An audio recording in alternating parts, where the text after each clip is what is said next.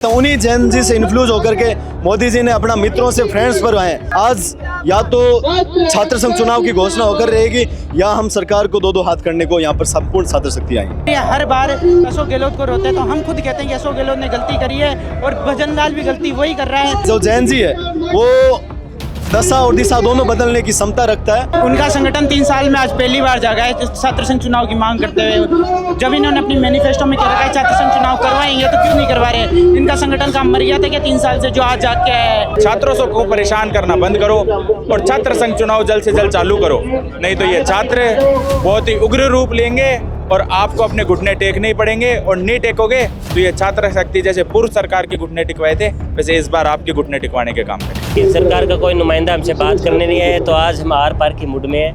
आज सरकार अगर हमारे से बात करने नहीं आती है तो हम आज मुख्यमंत्री आवास तक जाएंगे। सरकार चाहती है कि कोई किसान गरीब का बेटा आगे नहीं आए, यहाँ अपनी ही पुत्रवाद चलता रहे। तो सब सरकारें खुद का स्वयं का देख के काम कर रही। सरकारें हमेशा इन कैंपस की जो क्रांति होती है उनसे डरती हुई है, क्योंकि जो छात्र होते हैं, छात्रों के अंदर जो विचार होते हैं वो कैंपस से आते हैं, क्रांति भी विचारों से आती है। राजस्थान यूनिवर्सिटी में आज एबीवीपी और आरएलपी के संगठन की ओर से आज जो है छात्र संघ चुनाव की बहाली को लेकर के प्रोटेस्ट किया जा रहा है। आप देख सकते हैं बड़ी संख्या में आरएलपी के युवा छात्र जो हैं यहाँ से मुख्य गेट की तरफ जा रहे हैं छात्र संघ चुनाव की बहाली को लेकर के। यहाँ जब मैंने नेताओं से बात की, छात्र युवा नेताओं से, तो उन्होंने मुझे कहा कि हम लोग जो है अब सीएम आवास का घेराव करेंगे।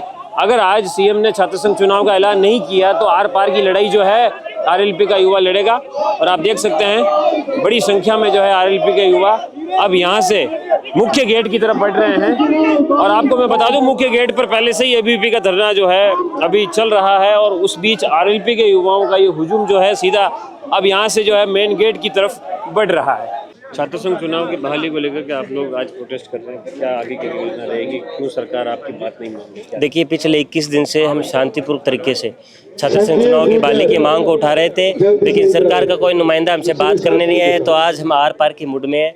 आज सरकार अगर हमारे से बात करने नहीं आती है तो हम आज मुख्यमंत्री आवास तक जाएंगे, आज घेराव करेंगे। ये एबीवीपी प्रदर्शन कर रही है, इसको लेकर क्या कहेंगे? देखिए, इतने दिन से सोई हुई थी एबीवीपी। हमारे जो आंदोलन हो रहे हैं, जो पिछले 21 दिन से धरना भी चल रहा था, उनको देखकर इनके कानों में जू रेंगी है और ये उठ के आए हैं छात्रों के लिए। तो हम इसका स्वागत करते हैं, इनको सराहना करते हैं कि इन्होंने भी आज छात्र संघ चुनाव की मांग को उठाया है। आप क्या कहेंगे?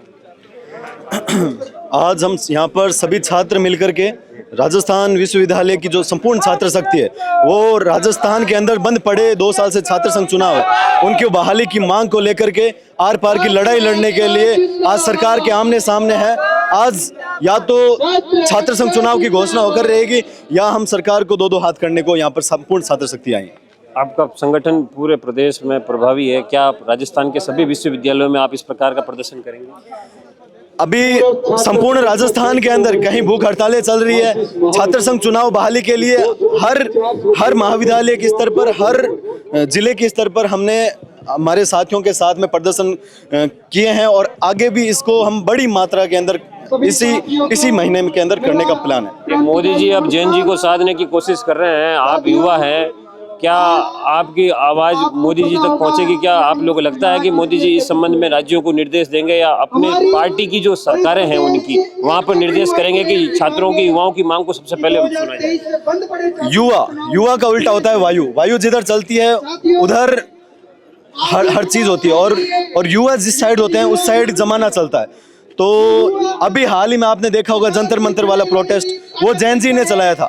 और अभी मैं आपको इसी माध्यम से कहना चाहता हूँ, उन्हीं जैन जी से इन्फ्लुएंस होकर के मोदी जी ने अपना मित्रों से फ्रेंड्स पर आए। तो यकीनन जो जैन जी है वो दशा और दिशा दोनों बदलने की क्षमता रखता है और राजस्थान के अंदर जल्द से जल्द अब ये छात्र संघ चुनाव बहाली की जो मांग हुई है उसको यकीनन प्रदेश की सरकार और देश की सरकार दोनों सुनेंगे। और प्रदेश के अंदर जिस प्रकार से एमपी में भी छात्र संघ चुनाव बहाल हुए हैं, उसी प्रकार राजस्थान में भी जल्द से जल्द छात्र संघ चुनाव बहाल होंगे। अगर सरकार नहीं सुनती है तो क्या आप कोर्ट का सहारा लेंगे इस मामले में? कोर्ट का सहारा लिया है, हम हाई कोर्ट गए थे, अब सुप्रीम कोर्ट जाएंगे। हर वो भरसक प्रयास करेंगे जिससे कि छात्र संघ चुनाव हो सके, युवाओं को अपने लोकतांत्रिक अधिकार मिल सके। हमेशा कैंपस से ही क्रांति का उद्घोष हुआ है और सरकारें हमेशा इन कैंपस की जो क्रांति होती है उनसे डरती हुई है। क्योंकि जो छात्र होते हैं, छात्रों के अंदर जो विचार होते हैं वो कैंपस से आते हैं, क्रांति भी विचारों से आती है। और इसीलिए कहीं ना कहीं ये सरकारें हमेशा इस चीज़ से डरती है कि ये जो क्रांति है ये कहीं कैंपस से नहीं निकल जाए, विश्वविद्यालयों से जो छात्रों के विचार हैं वो नहीं निकल जाए। इसको दबाने के लिए उन्होंने छात्र संघ चुनाव को बंद किए थे।